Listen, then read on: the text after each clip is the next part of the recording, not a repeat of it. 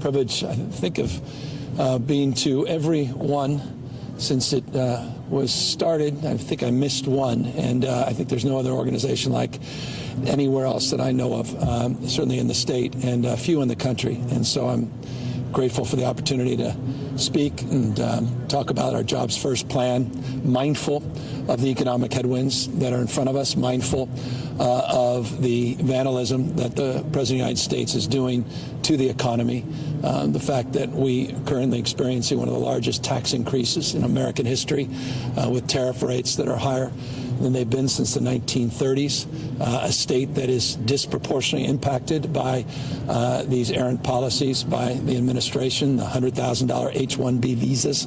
No other state more impacted than the state of California. The impacts in terms of the sand in the gear that the president is putting in our university system, the assaults on National Institute of Health, National Science Foundation, and other grants.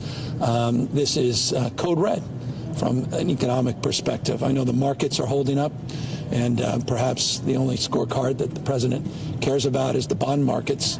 But I can assure you there's a lot of anxiety out there all across, not just this state, but across this country about the president's economic policies. And that's why today was important to reinforce our own path, our own strategies to also reinvigorate our economic engines. And I'll just briefly on that, before I open up to questions, remind you that we have no peers in AI. We dominate in this space. We dominate in fusion. We dominate in quantum. We dominate in robotics. We dominate in space. We dominate in next-gen technologies like nuclear. We dominate in agriculture. We dominate as the #1 factory state in the United States of America. In every critical category, California has no peers.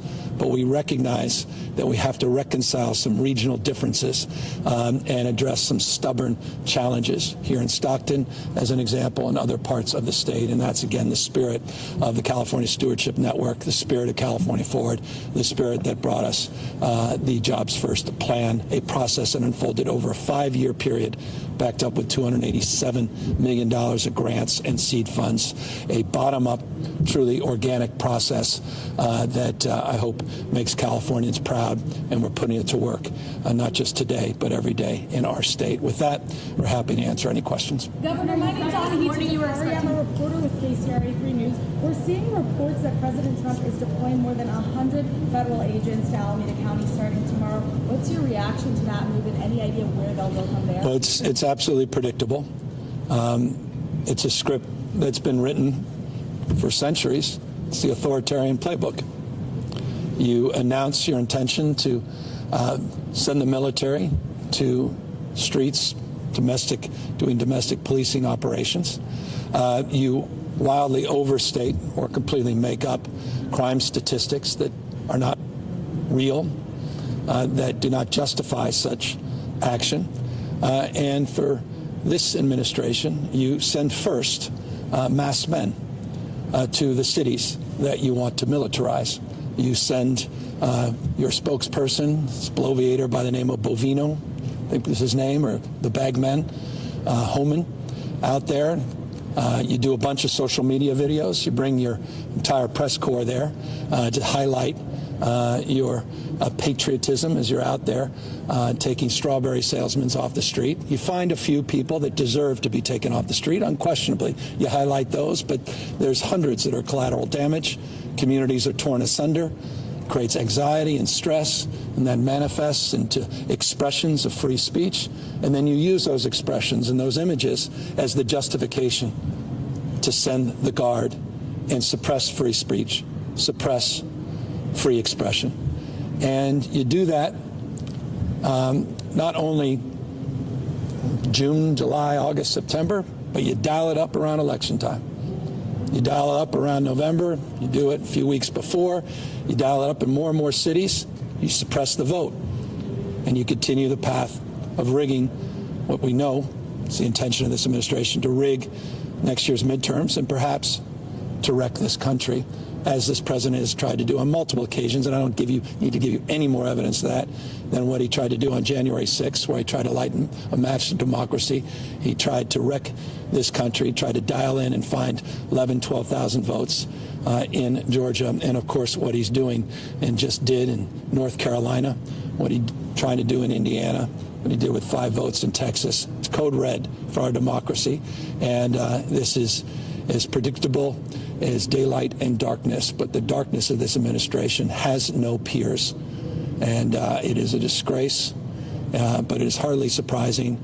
It cannot be allowed to be normalized, and we need to call it out for what it is.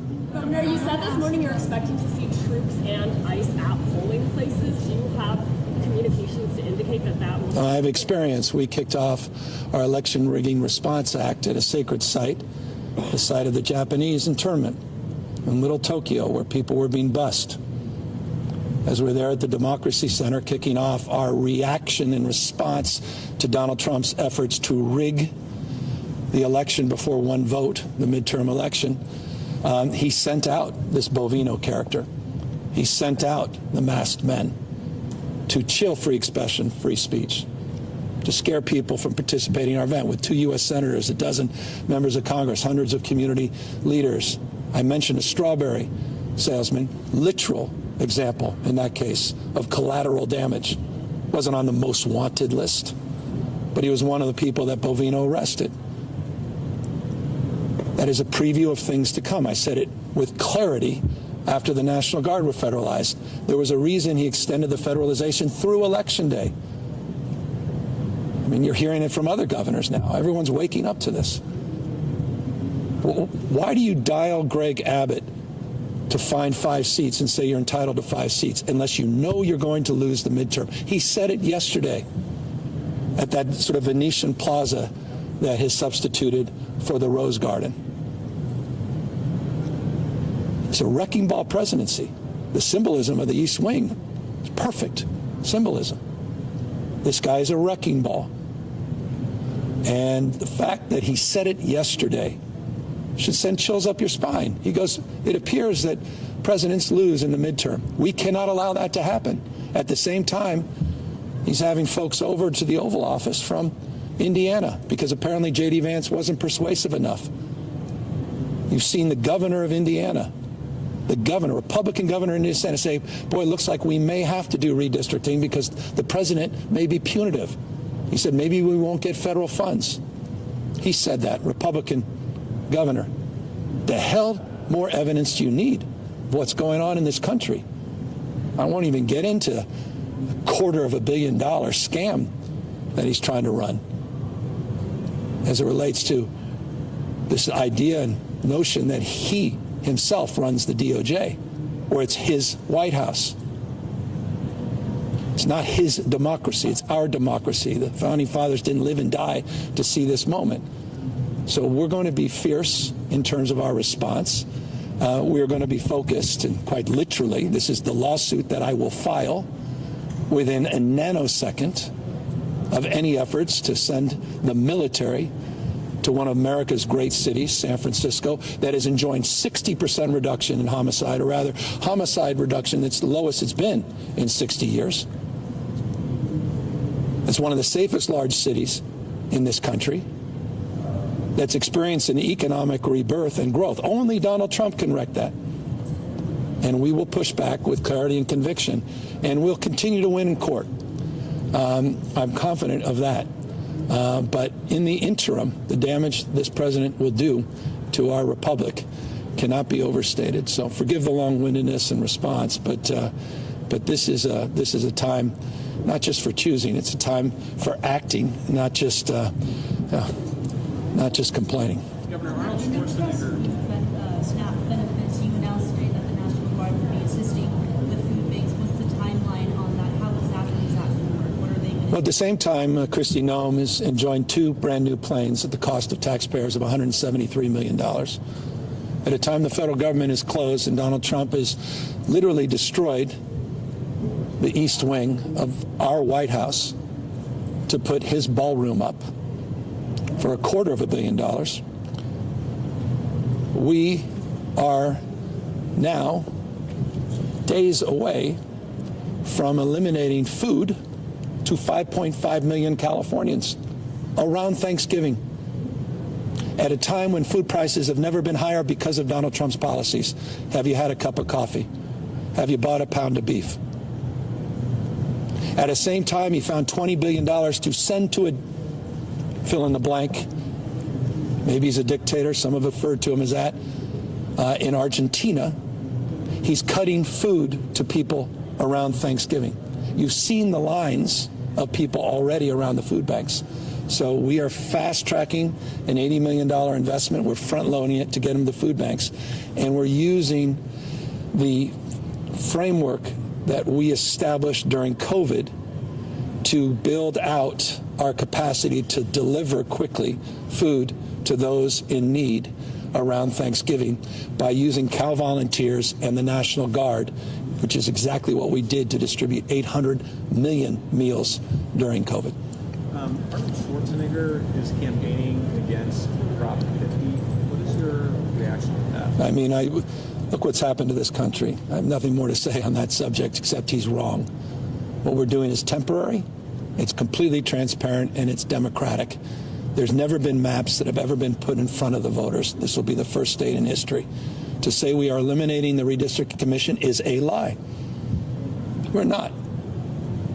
The commission remains, and we're doing this in response to an unprecedented assault on our republic by doing mid-decade redistricting at the behest of the President of the United States. Please, I would say to this gentleman and others that believe that this is an errant path, listen to what those North Carolina representatives said today. They're not even hiding the pretense. Our dear leader told us to do this. Our founding fathers did not live and die to see this moment. It is not the rule of dawn, it's the rule of law. And I hope it's dawning on everyone how precious this moment is. This guy is trying to dial up for $230 million of your money to pad his pockets after using your money, to the extent you ever supported him, his campaign money, to pay for his legal defense, and now take the money personally because somehow he's entitled to it, just like he thinks he's entitled to seats in Congress, like he's entitled to wreck the White House, the People's House, to put in a vulgar display of weakness with gilded tones to deal with his own insecurities and inadequacies. He is, as I said over and over ago, nothing more than weakness masquerading as strength. And so the question is, can the people exercise their power to restore checks and balances by supporting 50? Can the people restore a sense of pride and principles in these enduring principles that our founding fathers set forth 249 years ago? Can we stand up for people being bullied? Can we stand up for people that are being intimidated and attacked, like American cities, like our diverse communities? Can we stand up to a Supreme Court that says on a shadow docket it's okay to racially profile in the United States of America? That means all of us, because of where you congregate, not just the color of your skin or the language you speak. That's Donald Trump's America right now. This is a revolution that's going on in real time in our country. We need to wake up about it. I know it's shock and awe. It could be overwhelming, and every single day there's a new shiny object. But Prop 50 is foundational if we're going to save this republic. So I would say to those that are opposed to it, wake up to these new realities. Spare me the moral high ground at this particular moment in American history. Governor, CBS News has a new poll out today. It shows 62% of likely voters would vote yes on Prop 50. Just get your response to that. And while I have an opportunity, I haven't heard you talk since the her videos came out. Oh. Any advice to her on that? Oh, I got no advice. I need advice. We all do. A little humility when you're in this business. We all have those moments. So I know people, it's political, and people are, jumping to cast whatever criticism or aspersion. She acknowledged that. And so, look, a little more humility and grace, because I think all of us have been on the other side of you and your camera at those moments where we weren't our best self. So no advice in that respect, but I think grace. As it relates to the issue of polls don't vote, people vote. And this is a special election. I'm not naive. It's about turnout, period, full stop. So we're running the 110-yard dash. I had the privilege of being with President Obama on a call today with volunteers. 1.1 million people. 1.1 million people have contributed to this campaign from all 50 states. People understand this is not just about California. This is about our republic. It's about our democracy. And it's about giving us a fighting chance next November. They're not screwing around. He is going to try to rig this election. He doesn't believe in fair and free elections, period, full stop. It's not complicated. Everybody knows it. And I think the most ridiculous and absurd part is these Chamberlains in Congress, these supine failures that appear every day to believe they're still leaders that are nowhere to be found. What a shame. I mean, I go into Ronald Reagan's old office every single day, Governor Reagan. He's rolling over in his grave. His Republican Party. Where is Speaker Johnson? Where's the outrage by what the hell's going on in this country? This is not the United States of America. And I just think, for me, in many ways, their obedience to these authoritarian tendencies may be the most disgraceful of all aspects of this moment. It's one thing, Donald Trump's a broken man. He's trying to break this country. Everybody knows that. But to see people in positions of power and influence do absolutely nothing when they must know better, and I believe they do nothing, boy, they're going to have a lot to reconcile at the pearly gates. What will you do if Prop 50 doesn't? Where its failure is not an option, we're going to win. We're going to win because people understand how precious this moment is. We're going to win because we had 7 million people show up for the No Kings rally. We're going to win because people haven't given in to the cynicism or fear and anxiety. We're going to win because everyone understands in their heart and soul, Democrats and Republicans understand this moment. It is not about red versus blue. It's about red, white, and blue. People understand this guy is trying to wreck this country. Period, full stop. We will win. I have all the confidence in the world as long as we do our job, we the people. And that's why you're going to see me doing a lot more work in the next 2 weeks to remind everybody what's at stake and put a stake in the ground on November 4th and send a very powerful message that I hope will ripple all across the United States of America, that we're going to come back and we're on the comeback tour in this country, and we're going to win in 2026, and the presidency of Donald Trump will de facto end on the election day in November 2026. Governor, you recently deployed members of the California National Guard to support food banks. Is that deployment in any way connected to the federal government or to concerns about the possibility of Trump attempting to federalize the Guard? Well, one of the things that I'm most proud of, and I think you all know this because I've said it on multiple occasions, we have 26 National Guard already working in San Francisco. I established that framework. Many of you reported a few years ago, before Donald Trump was president. We worked in collaboration with the district attorney. We have a JAG officer at the DA's office. We worked in collaboration with the mayor and county, and we established a framework on a joint task force. We worked with the California Highway Patrol. We worked with the DEA and FBI. We worked with our federal partnership together. We still have 26 National Guard working on those operations. Again, you know that because we've established that for many, many months. There's a way of going about doing things. And I say that to make this point because it goes to your question. The National Guard have been Swiss Army knives. They're the folks on the rattlesnake teams. They're doing vegetation and forest management. They're trying to keep this state safe. These same National Guard men and women, these remarkable people, by the way, teachers, nurses, doctors, EMT, folks that work here, they're members of the National Guard. They're our neighbors.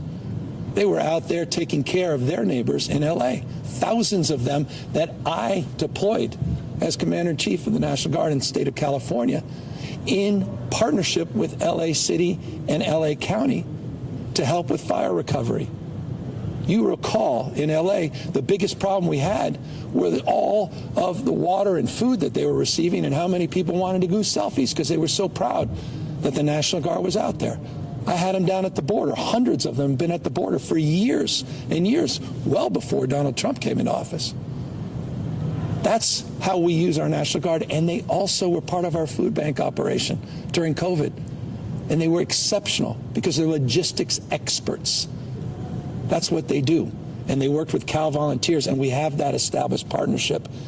And I'm very worried about 5 million people in a matter of days losing food stamp, losing their SNAP benefits, and entering in a grocery store with Donald Trump's tariffs and inflation, and trying to reconcile that price of beef at a time when literally everything that should be up is down and everything that's down is up. And so we're going to make sure we protect their food insecurity, address their food insecurity, and make sure they're protected and feel safe in that process. And that's what I think we should use the National Guard for.